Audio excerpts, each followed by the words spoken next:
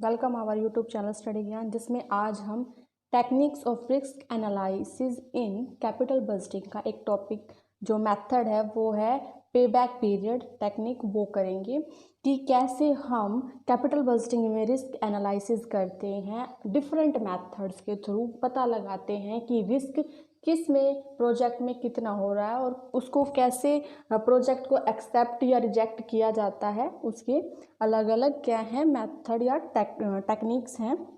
तो आज की जो हमारी टेक्निक है वो है पे बैक टेक्निक। पे बैक टेक्निक का मतलब है कि कौन सा प्रोजेक्ट हमें जल्दी रिटर्न देना शुरू कर देगा।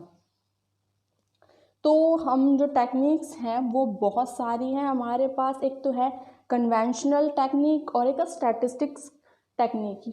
इसमें बात करें आज हम सिर्फ पे बैक कर रहे हैं और वो है कन्वेंशनल टेक्निक्स। कन्वेंशनल टेक्निक्स वो टेक्निक्स हैं जो क्या है नॉन स्टैटिस्टिकल्स हैं, मतलब कि जिसमें फॉर्मूला इतना इस्तेमाल नहीं होता। इसमें क्या है, जो ये टेक्निक्स हैं वो अजम्पशंस पे बेस्ड हैं ज़्यादातर।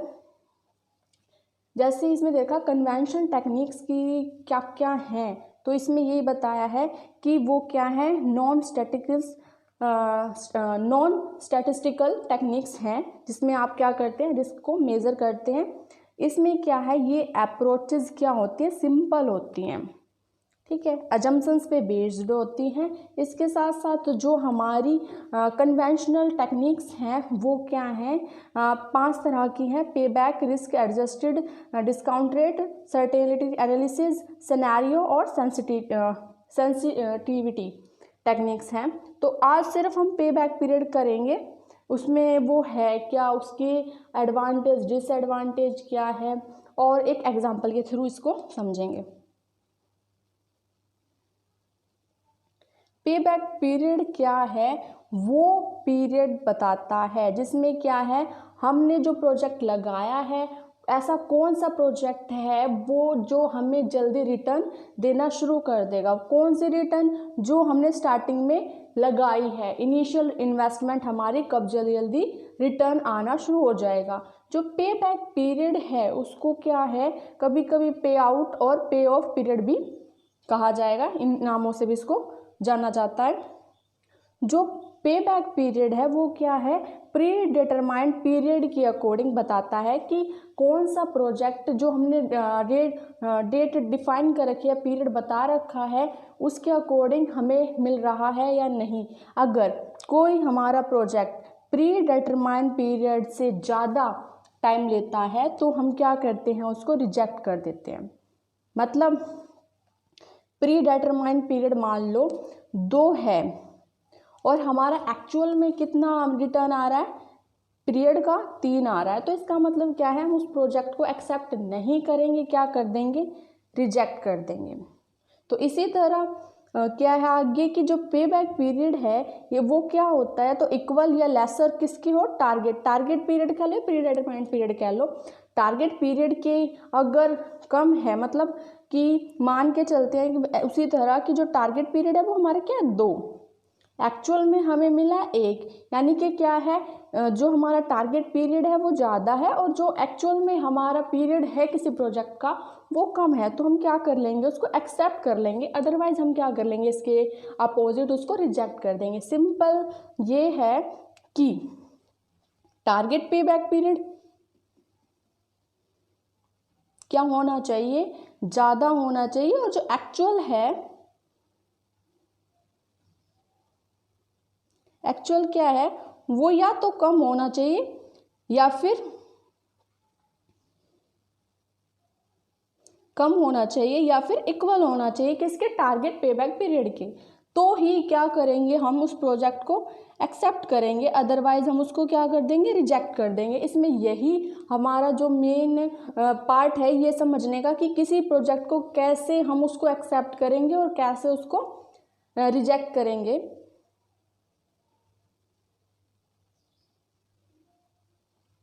तो इसमें है इसके एडवांटेजेस क्या है, पे बैक पीरियड क्या है हमने पता किया। तो ये है कि वो जो इनिशियल हमने इन्वेस्टमेंट की है, ऐसा कौन सा प्रोजेक्ट है जो जल्दी हमें रिटर्न दे देगा, उसको बताता है। तो इसमें इसके एडवांटेज ये है कि ये सिंपल है, सिंपल मतलब हम जो प्रोजेक्ट है उसको देखते हैं कि कौन सा ऐसा पीरियड है जो जल्दी हमें रिटर्न दे टारगेट के अकॉर्डिंग। जो टारगेट पीरियड है वो हमारा ज़्यादा है और जो एक्चुअल है वो कम है तो एक्सेप्ट करेंगे, यानी कि इसमें क्या है, फुल्ली अजम्पशन बेस्ड है। इसकी वजह से क्या है, ये सिंपल है पहली बात तो। दूसरा है लेस टाइम कंज्यूमिंग, किसी तरह के आपको इस तरह के मेथड में फॉर्मूला या लंबी लंबी प्रोसेस करने की ज़रूरत नहीं पड़ती। इसमें सिर्फ जो हमारे प्रोजेक्ट है उनका नेट एंड इनफ्लो देखा जाता है कि जो नेट इनफ्लो है वो कितनी जल्दी हमें मिलता है और वो जो नेट इनफ्लो है कितनी जल्दी हमें रिकवर करवाता है हमारे इनिशियल इन्वेस्टमेंट को। इसमें क्या है, safety against loss of the obsolescence, मतलब कि जो आपकी असेट्स है उसकी वैल्यू जल्दी से हमें रिकवर हो जाती है। इसका मतलब क्या है, जो पे बैक पीरियड है वो बेस्ट सिलेक्शन है किसी असेट को जो उसकी ऑब्सोलेशन होने से पहले उसकी पेमेंट रिसीव कर लें, तो सेफ्टी मिलती है हमें। इसके साथ साथ ये शॉर्ट टर्म जो एटीट्यूड बेस्ड है, मतलब क्या है कि इस टेक्निक को हम वहाँ अप्लाई करते हैं जहाँ हमें क्या है, जल्दी अपने रिटर्न चाहिए, क्योंकि हमारी जो इन्वेस्टमेंट की गई थी इनिशियल वो क्या है, जल्दी हम रिकवर करना चाहते हैं। हमारा मोटिव लॉन्ग टर्म तक क्या है, उसका बेनिफिट उठाना नहीं है, हमारा इनफ्लो जल्दी से रिकवर हो जाए, हम ये देख के चलते हैं। इसलिए क्या है, ये शॉर्ट टर्म एटीट्यूड पे बेस्ड है।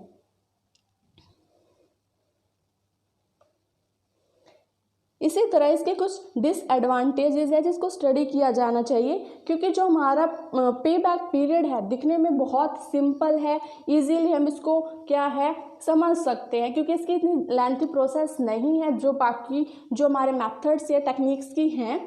तो इसमें पहला यही है कि ignorance of cash flow after at the pay back, मतलब कि आपका जो इनिशियल इन्वेस्टमेंट है वो रिकवर होने के बाद उसके बाद के जो आपके बेनिफिट आपके फ्यूचर में होने वाले हैं आप उसको क्या करते हैं, इग्नोर करते हैं। मान के चलें कि जो प्रोजेक्ट एक्स है वो आपको रेगुलर इनकम 10-10 हज़ार रुपये देता जा रहा है, एक टाइम के बाद उसकी जो वैल्यू है वो 0 हो जाएगी। लेकिन जो दूसरा प्रोजेक्ट वाई है वो क्या है, आपको कंटिन्यूसली 5,000 देता जा रहा है और जो इंक्रीमेंट है वो बढ़ता जा रहा है हर साल 5-5 हज़ार एडवांस। यानी कि ये मान के चलें कि फर्स्ट ईयर में तो दोनों ने मतलब कंपेयर करें तो एक्स जल्दी आपको रिटर्न दे रहा है, लेकिन जो वाई वाला है वो दूसरे साल में 5 की जगह 10,000 दे रहा है, मतलब उसकी जो हमारी रिकवरी रेट है वो जल्दी आ रही है। लेकिन जो हमारी इनिशियल इन्वेस्टमेंट थी वो कितनी थी, 15,000 की थी। तो हम क्या करते हैं, प्रेफर करते हैं कि एक्स जो हमारा प्रोजेक्ट है उसको हम एक्सेप्ट करेंगे, क्योंकि ये 2 साल में हमें क्या दे देगा, रिटर्न दे देगा जितनी हमने इनिशियल इन्वेस्टमेंट की थी। अदरवाइज जो हमारी ये हैं प्रोजेक्ट वाई वो 15,000 की रिकवरी 2 साल में कर देता है, लेकिन क्या है जो इसकी पे बैक रेट है वो उससे कम है एक्स वाले प्रोजेक्ट से, क्योंकि वो 20,000 दे रहा है, कंटिन्यूसली 10,000 देता चल रहा है।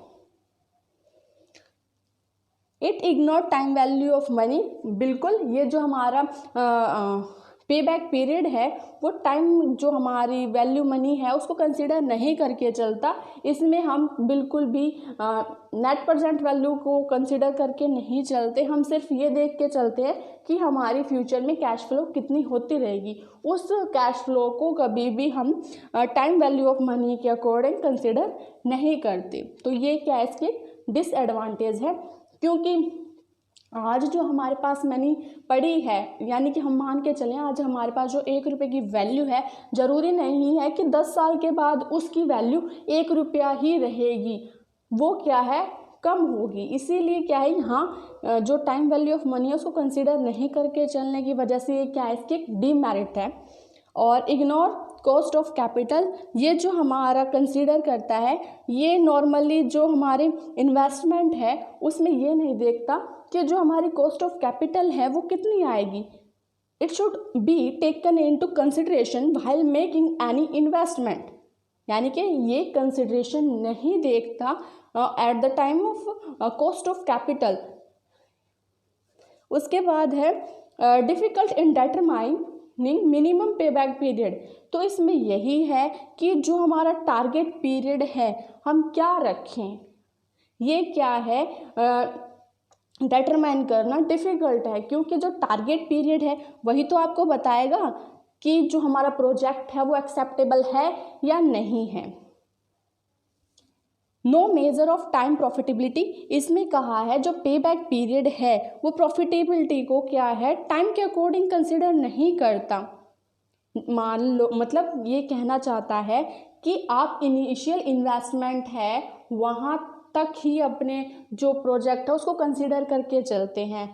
जो पोस्ट पे बैक रिटर्न है मतलब कि जो आपको इनिशियल पेमेंट मतलब जो इनिशियल इन्वेस्टमेंट है उसके बाद जो प्राप्त होने वाली है, मतलब जो आपको इनिशियल तो मिल गई है उसके बाद जो रेगुलर मिलती चलेगी लॉन्ग टाइम के लिए, उसको आप क्या है कंसिडर नहीं करते, क्योंकि आप क्या देखते हैं जो इनिशियल इन्वेस्टमेंट है वो जल्दी रिकवर हो जाए हमारी।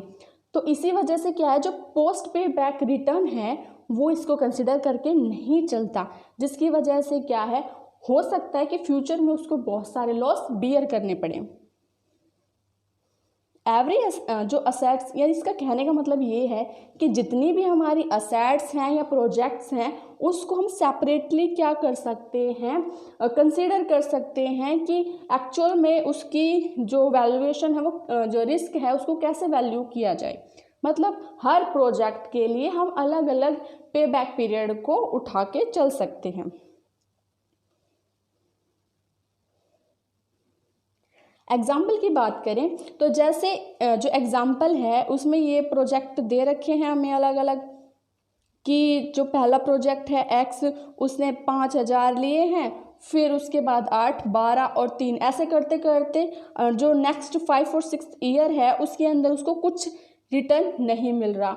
इसके अपोजिट जो हमारे ये जो पीरियड है प्रोजेक्ट वाई है उसमें 4,000, 6,000, 7,000, 7,000 ऐसे करते हुए हमें रिटर्न मिलते जा रहे हैं कंटिन्यूसली। जो हमारा प्रोजेक्ट है हम ये मान के चलते हैं कि हमें 20,000 रुपये रिकवर करने हैं, यानी कि जो इनिशियल इन्वेस्टमेंट थी वो हमारी थी 20,000 रुपये। तो ऐसा कौन सा प्रोजेक्ट है जो हमें जल्दी रिटर्न दे रहा है? तो प्रोजेक्ट एक्स हमारा क्या है जल्दी रिटर्न दे रहा है। कैसे?